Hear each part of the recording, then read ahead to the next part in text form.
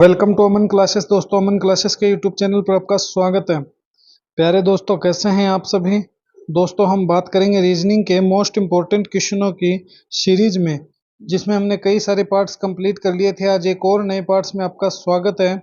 तो चलिए दोस्तों, स्टार्ट करते हैं अपनी रीजनिंग के मोस्ट इम्पोर्टेंट क्लास को। इससे पहले जितने भी साथी चैनल पर नए हैं वो चैनल को ज़्यादा से ज़्यादा लाइक शेयर सब्सक्राइब कर देना और बेल आइकन को प्रेस कर लेना, जिससे कि आपको रोज इनका नोटिफिकेशन मिलता रहे। तो देखिए, आज का अपना पहला क्वेश्चन देखिए, वीडियो को दबा के शेयर कर देना अपने दोस्तों में। देखिए, पहला क्वेश्चन आज का अपना, यदि किसी कूट भाषा में गोल्ड को IQNF के रूप में लिखा जाता है तो उसी कूट भाषा में वाइंड को कैसे लिखा जाएगा, वो हमें बताना है। तो सबसे पहले दोस्तों, हमें वाइंड का रिलेशन नहीं निकालना है, चाहे WIND कुछ भी हो, हमें इससे कोई मतलब नहीं है। हमें तो सिर्फ एक ही रिलेशन निकालना है कि गोल्ड और IQNF में ऐसा क्या रिलेशन है जिससे कि ये वाइंड अपना सोल्व हो जाए। तो हमें क्या करना है, सबसे पहले गोल्ड बनाना है। ये लीजिए सर, हमने गोल्ड बना दिया। इस गोल्ड से हमें क्या करना है, IQNF लिखना है। तो ये लीजिए सर IQN और ये लीजिए F।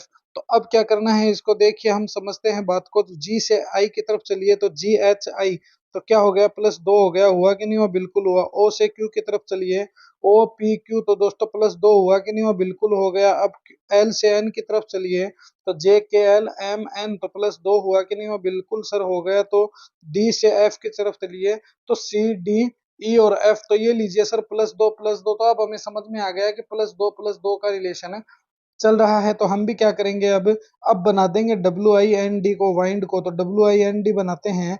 तो अब देखिए, WIND को हम सोल्व करते हैं। कोई दिक्कत हमें आने वाली नहीं है, क्योंकि हमें पता चल गया है कि इनमें क्या रिलेशन है। तो सबसे पहले तो W है, W में +2 कीजिए। देखिए, W फिर X और क्या हो गया, Y, तो Y आ गया। फिर दोस्तों I में +2 कीजिए, GHI, J और K, तो YK हो गया। उसके बाद जब तुम +2 करोगे N में, NOP हो गया। और उसके बाद D में +2 करोगे तो क्या आ जाएगा, तो जैसे ही D में दोस्तों +2 करोगे तो D में +2 करते ही क्या आ जाएगा, E और F आ जाएगा। तो क्या आ गया, YKPF। तो ये YKPF आपको कहाँ नजर आ रहा है, वही अपना करेक्ट आंसर है। तो सर YKPF तो मेरा ऑप्शन नंबर 1 में मेरे को सीधा सीधा ही नजर आ रहा है।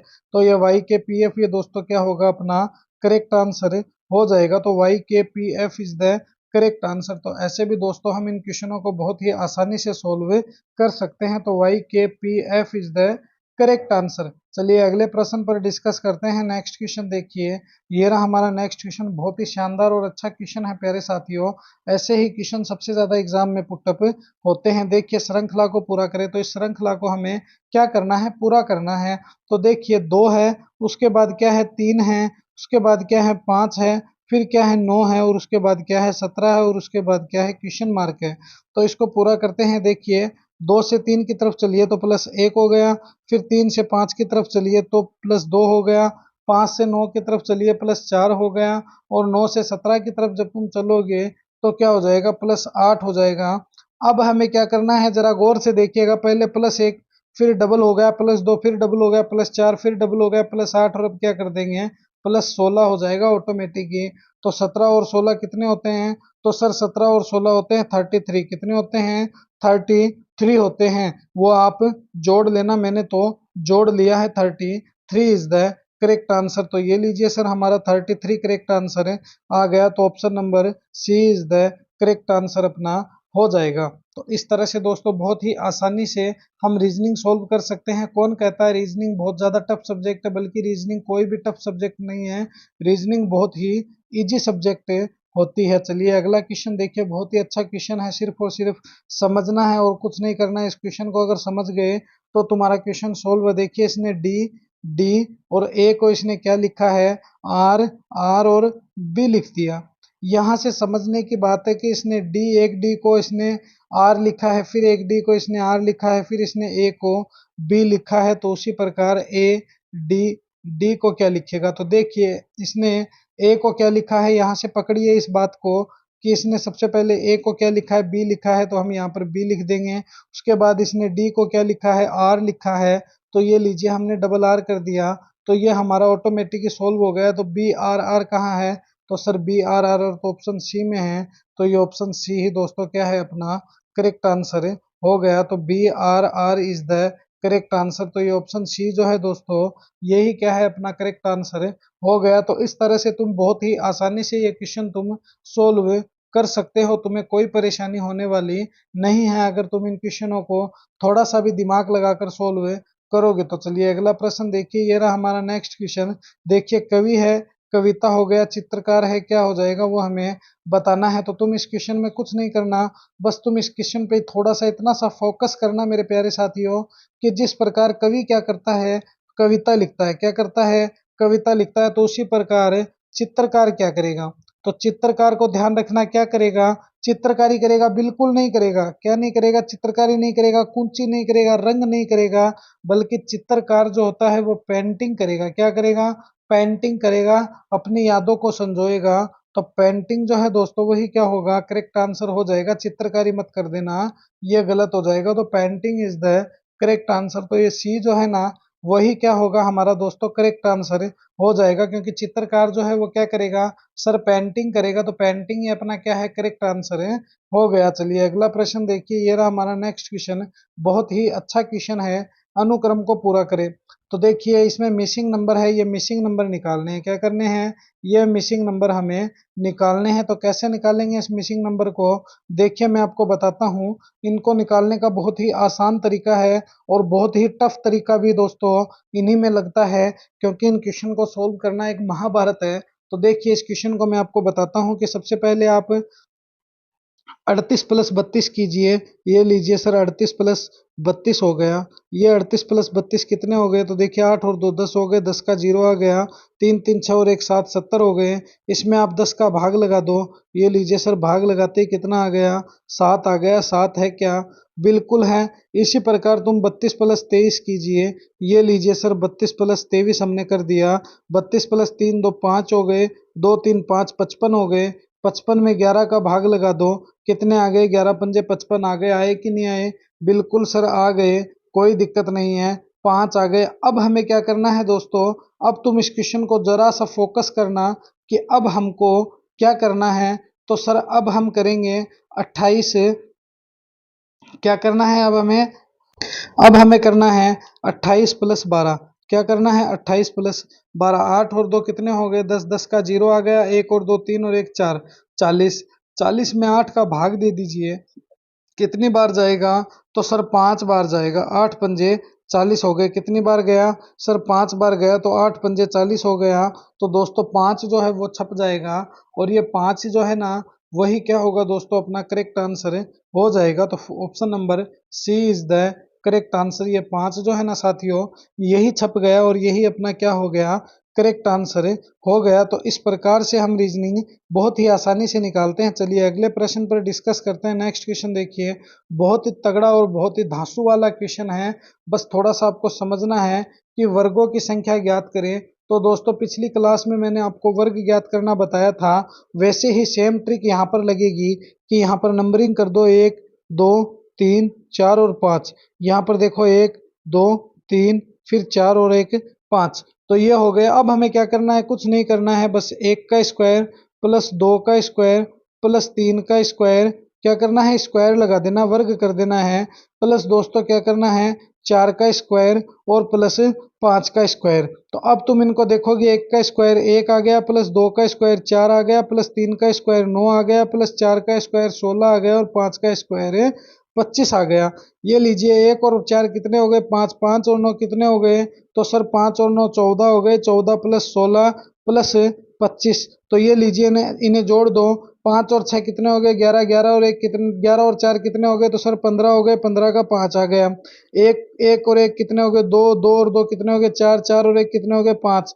तो ये लीजिए सर 55 आ गया, और ये 55 ही प्यारे साथियों क्या है, अपना करेक्ट आंसर हो गया। क्या हो गया, 55 अपना करेक्ट आंसर हो गया। इनको दोबारा आप जोड़कर देख, तो ये 55 जो है, यही अपना क्या है, तो सर ये 55 ही अपना करेक्ट आंसर है। तो इसमें कितने वर्ग है, तो सर इसमें हम समझ गए 55 वर्ग है। कितने वर्ग हैं? 55 वर्ग है। तो दोस्तों इस प्रकार से भी तुम इस क्वेश्चन को बहुत ही आसानी से सोल्व कर सकते हो, बस थोड़ा सा समझने की जरूरत है। अगर तुम इन क्वेश्चनों को समझ जाते हो तो ये क्वेश्चन बहुत ही आराम से सोल्व हो सकते हैं, मगर समझ नहीं पाए तो दोस्तों आप 48, 54, 60 किसी पे भी क्लिक कर दोगे और अपना क्वेश्चन गलत करके आ जाओगे। देखिए नेक्स्ट क्वेश्चन देखिए, दिए गए में विभिन्न समूह की पहचान करें, डिफरेंट बताना है क्या डिफरेंस है इनमें।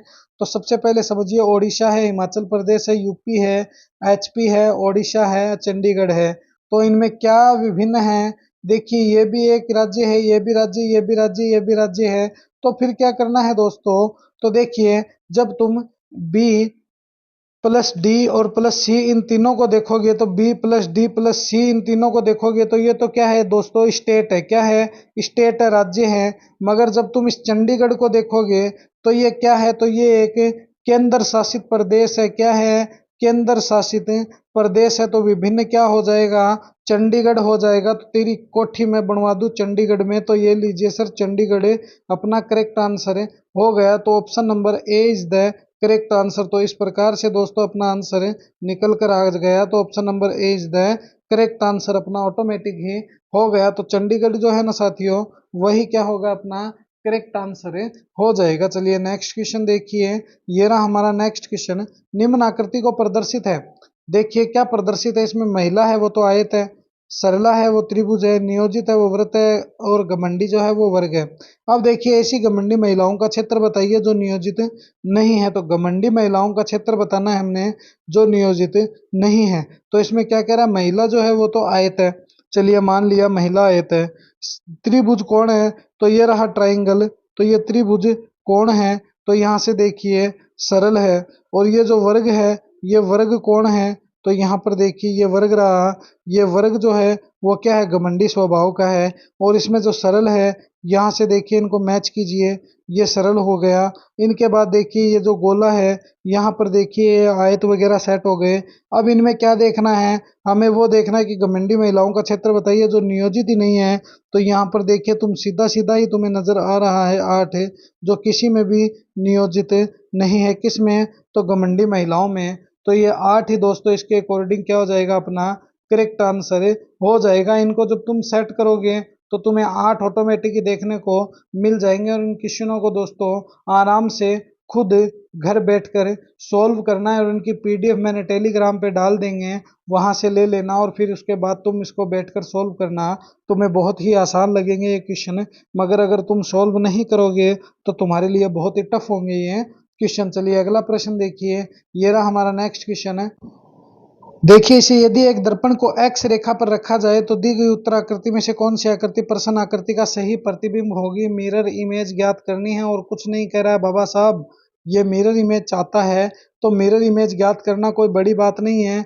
ये लीजिए सर, अभी हम आपकी मिरर इमेज ज्ञात करते हैं। इनको क्या करना है? यहाँ से उल्टा मार दो। क्या कर दो?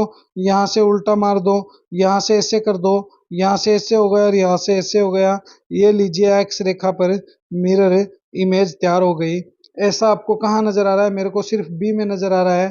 तो ये लीजिए, ये भी गलत है, ये भी गलत है, ये भी गलत है। ये मिरर इमेज जो बी वाली है वही सही है। बस इन क्वेश्चनों को दोस्तों बहुत ही इजी सब्जेक्ट होता है रीजनिंग, बस थोड़ा सा अगर आप समझ जाओगे तो कोई दिक्कत नहीं है। आप रीजनिंग के बादशाह बन जाओगे। क्या बन जाओगे? रीजनिंग के बादशाह आप बहुत ही आसानी से बन जाओगे, कोई घबराने वाली बात नहीं है। चलिए नेक्स्ट क्वेश्चन देखिए, ये रहा हमारा नेक्स्ट क्वेश्चन। दिए गए समूह में विषम की पहचान करें, विभिन्न बताना है। इन चारों में से कौन सा विभिन्न है? तो सबसे पहले इनको जोड़कर देखते हैं। देखिए 7 + 8 कितने होते हैं? 15। 1 + 3 कितना होता है? 4। 1 और 1 2 और 7 कितने हो गए? 9। 1 और 1 2 और 9 कितने हो गए? 11। तो इनमें तो कोई विभिन्न का पता ही नहीं चलता, इसमें तो लापालोप कहानी हो गई। मगर देखिए इसमें भी तुम 13 का भाग दे सकते हो, ठीक है, अच्छी बात है। इसमें भी 13 का भाग जा रहा है, बिल्कुल जा रहा है। 117 में भी 13 का भाग जा रहा है, बिल्कुल जा रहा है। मगर क्या तुम 119 में 13 का भाग दे सकते हो? तो इसमें 13 का भाग नहीं लगता है। क्या नहीं लगता है? 13 का भाग नहीं लगता है। इसीलिए ये जो होगा ना, यही क्या होगा? अपना करेक्ट आंसर हो जाएगा, क्योंकि इसमें तुम 13 का भाग नहीं दे सकते हो। तो ये थी दोस्तों आज की अपनी रीजनिंग की मोस्ट इंपॉर्टेंट क्लास। कैसी लगी ये क्लास मुझे कमेंट में जरूर बताना। और दोस्तों अपने इस प्यारे से अमन क्लासेस के चैनल को ज्यादा से ज्यादा आप लाइक शेयर सब्सक्राइब कर देना और बेल आइकन को प्रेस कर लेना, जिससे कि आपको रोज इनका नोटिफिकेशन मिलता रहे। तो मिलेंगे इसी जोश और जुनून के साथ हम एक और नेक्स्ट वीडियो में। जय हिंद, जय भारत प्यारे साथियों। वीडियो को दबा के शेयर कर देना और इन क्वेश्चनों को आप घर पर बैठकर भी प्रैक्टिस करना, जिससे कि आपकी भी हैबिट इनमें अच्छी बन जाए।